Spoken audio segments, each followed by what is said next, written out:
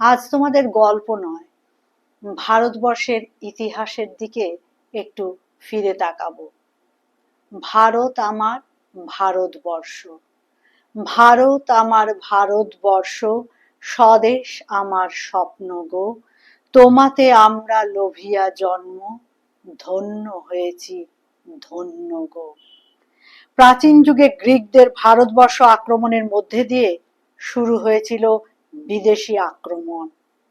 তারপর মধ্যযুগে এলো শক, হুন, পাঠান, মোগল।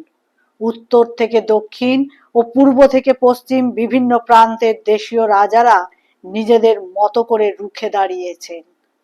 প্রত্যেকের মধ্যে ছিল স্বাধীনতার জন্য এক দৃঢ় সংকল্প। স্বাধীনতাহীনতায় কে বাঁচিতে চায় হে, কে বাঁচিতে চায়?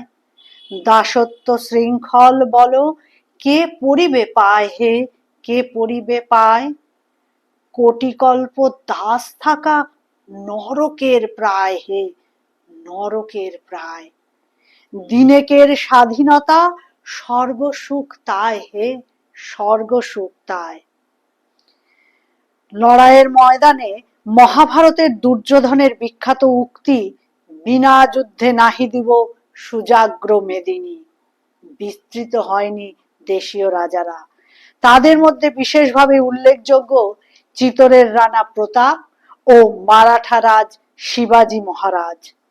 রবীন্দ্রনাথ ঠাকুর তার শিবাজী উৎসব কবিতায় লিখেছেন, কোন দূর শতাব্দের কোন এক অখ্যাত দিবসে নাহি জানি আজি, মারাঠার কোন শৈলে অরণ্যের অন্ধকারে বসে, হে রাজা শিবাজী তব ভাল উদ্ভাসিয়া এ ভাবনা তরিত প্রভাবত এসেছিল নামি, এক ধর্মরাজ্য পাশে খণ্ড ছিন্ন বিক্ষিপ্ত ভারত বেঁধে দিব আমি।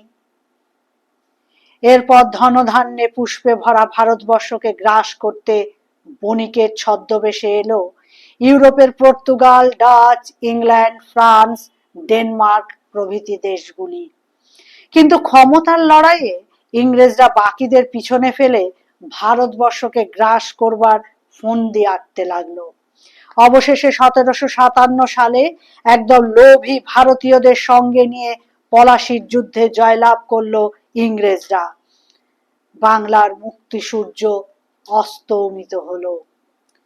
কবিগুরু রবীন্দ্রনাথ লিখেছিলেন, বণিকের মানদণ্ড দেখা দিল পোহালে সর্বরি রাজদণ্ড রূপে। শুরু হলো ব্রিটিশ আগ্রাসন, বাণিজ্যের আড়ালে লুট, শাসনের নামে অপশাসনে ভারতবাসীর জীবনকে দুর্বিষহ করে তুলেছিল ইংরেজরা।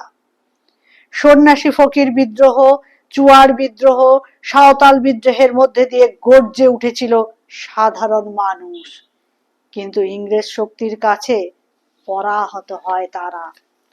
1757 পলাশী যুদ্ধের পর থেকে 100 বছর পার করে অত্যাচারে বিধ্বস্ত ভারতবাসী খুঁজছিল স্বাধীনতার পথ। 1857 খ্রিস্টাব্দ, কবি সুকান্ত ভট্টাচার্যের ভাষায়, হঠাৎ দেশে উঠল আওয়াজ, হো হো হো হো হো হো। চমকে সবাই তাকিয়ে দেখে সিপাহী বিদ্রোহ। আগুন হয়ে সারাটা দেশ ফেটে পড়ল রাগে। ছেলে বুড়ো জেগে উঠল 90 সন আগে। 100 বছর গোলামিতে সবাই তখন ক্ষিপ্ত। বিদেশিদের রক্ত পেলে তবেই হবে তৃপ্ত। সিপাহী বিদ্রোহ দিয়ে শুরু হয়েছিল অখণ্ড ভারতের স্বাধীনতার আন্দোলন। সিপাহী বিদ্রোহের পর সরাসরি ভারতের শাসনভার গ্রহণ করে ব্রিটিশ সরকার। ভারতবাসীর তখন প্রয়োজন ছিল জাতীয় স্তরের একটি মঞ্চ, যেখান থেকে সুপরিকল্পিতভাবে আন্দোলন করা যায়। সেই উদ্দেশ্যে 1885 সালে অ্যালান অক্টেভিয়ান হিউমের উদ্যোগে উমেশচন্দ্র বন্দ্যোপাধ্যায়ের সভাপতিত্বে 72 জন সদস্যকে নিয়ে বোম্বেতে প্রতিষ্ঠা হয় জাতীয় কংগ্রেসের। প্রথম দিকের কংগ্রেস নেতারা ভেবেছিলেন ইংরেজ সরকারের কাছে অনুনয় বিনয় করেই বোধহয় কার্যোদ্ধার করা যাবে। কিন্তু এইভাবে দেশোদ্ধারের সঠিক দিশা পাওয়া যাচ্ছে না দেখে 1902 খ্রিস্টাব্দে সতীশচন্দ্র বসু প্রতিষ্ঠা করলেন অনুশীলন সমিতি। সহিংস পথে আন্দোলন ছিল এই সমিতির লক্ষ্য। অবিভক্ত বাংলার আন্দোলনে জেরবার ব্রিটিশ সরকার সাম্প্রদায়িকভাবে 1905 সালে বাংলা ভাগের ঘোষণা করেন।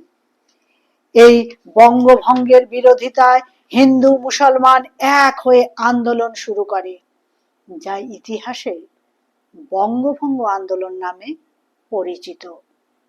এই আন্দোলনের প্রতিক্রিয়ায় স্বদেশীয় বয়কট আন্দোলন শুরু হয়েছিল। স্বদেশী আন্দোলনের প্রেক্ষাপটে কবি রজনীকান্ত সেন লিখেছিলেন, মায়ের দেওয়া মোটা কাপড় মাথায় তুলে নে রে ভাই, দিন দুঃখিনী মা যে তোদের, তার বেশি আর সাধ্য নাই। কবিগুরু রবীন্দ্রনাথ ঠাকুর হিন্দু মুসলমান ভাই বোনেদের মধ্যে ভ্রাতৃত্ববোধ জাগিয়ে তোলা ও ব্রিটিশদের বঙ্গভঙ্গের বিরুদ্ধে প্রতিরোধ গড়ে তুলবার জন্য রাখি বন্ধন উৎসব শুরু করেছিলেন। কবিগুরু বঙ্গভঙ্গ আন্দোলনে সক্রিয়ভাবে অংশগ্রহণ করেন। গুরুদেব রবীন্দ্রনাথ লিখলেন, বঙ্গ আমার, জননী আমার, ধাত্রী আমার, আমার দেশ। বঙ্গভঙ্গের আন্দোলনে যখন উত্তপ্ত বাংলা, ঠিক সেই সময় মেদিনীপুরের বীর পুত্র ক্ষুদিরাম বোস অত্যাচারী ম্যাজিস্ট্রেট কিংসফোর্ডকে হত্যার চেষ্টায় বোমা নিক্ষেপ করেন। সালটা 1908। ক্ষুদিরাম বোসের বিচারে ফাঁসির নির্দেশ হয়। মাত্র 18 বছর বয়সে 1908 সালে ক্ষুদিরাম বোসকে ব্রিটিশ সরকার ফাঁসি দেয়। ওইটুকু বয়সে দেশ ও মাতৃকার জন্য হাসি মুখে শহীদ হন ক্ষুদিরাম বোস। আবার বঙ্গভঙ্গের আন্দোলনে জেরবার হয়ে 1911 সালে ইংরেজরা বাধ্য হয় পিছু হটতে। বঙ্গভঙ্গ রোধ করা হয়। 1917 খ্রিস্টাব্দ, ভারতের স্বাধীনতা সংগ্রামে সক্রিয়ভাবে অংশ নিলেন গান্ধীজি। শুরু হলো নতুন ধারার আন্দোলন। গান্ধীজি অহিংস আন্দোলনের পথে ভারতের স্বাধীনতা আনবার লক্ষ্যে ব্রতী হন। জওহরলাল নেহেরু, সর্দার বল্লভভাই প্যাটেল, সুভাষচন্দ্র বসু, সরোজিনী নাইডু ছিলেন তখন প্রথম সারির নেতা নেত্রী। দেশ যখন অহিংস নীতিতে এগোচ্ছে, ঠিক সেই সময় নওজোয়ান ভারত সভার প্রতিষ্ঠাতা ভগৎ সিং ও তার দুই সঙ্গী রাজগুরু ও সুখদেব প্রবীণ স্বাধীনতা সংগ্রামী পাঞ্জাব কেশরী লালা লাজপত রায়ের হত্যার প্রতিশোধে এক ব্রিটিশ সুপারিনটেন্ডেন্ট মিস্টার স্ট্যান্ডার্সকে গুলি করে হত্যা করেন। এটি ইতিহাসে লাহোর ষড়যন্ত্র মামলা নামে পরিচিত।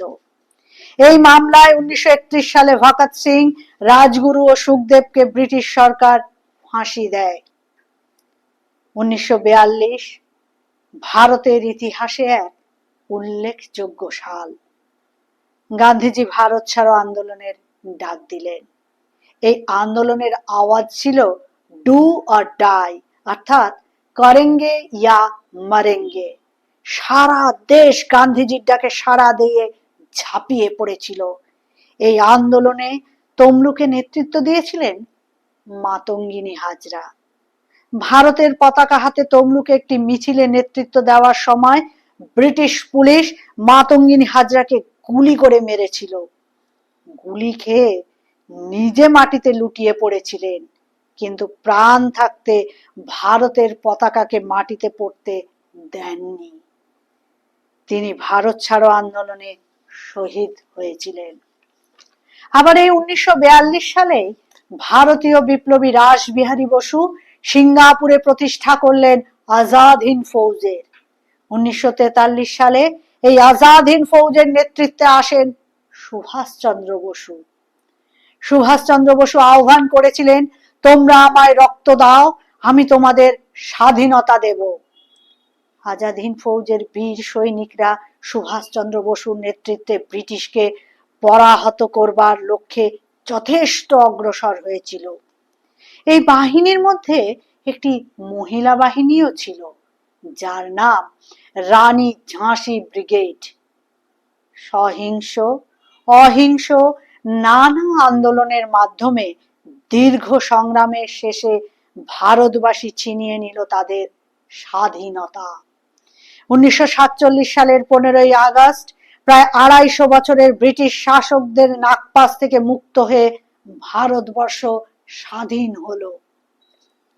1947-এর 15ই আগস্ট দিল্লির লাল কেল্লায় উড়ল জাতীয় পতাকা। ভারতবাসী গেয়ে উঠল জনগণ মন অধিনায়ক জয় হে ভারত ভাগ্য বিধাতা।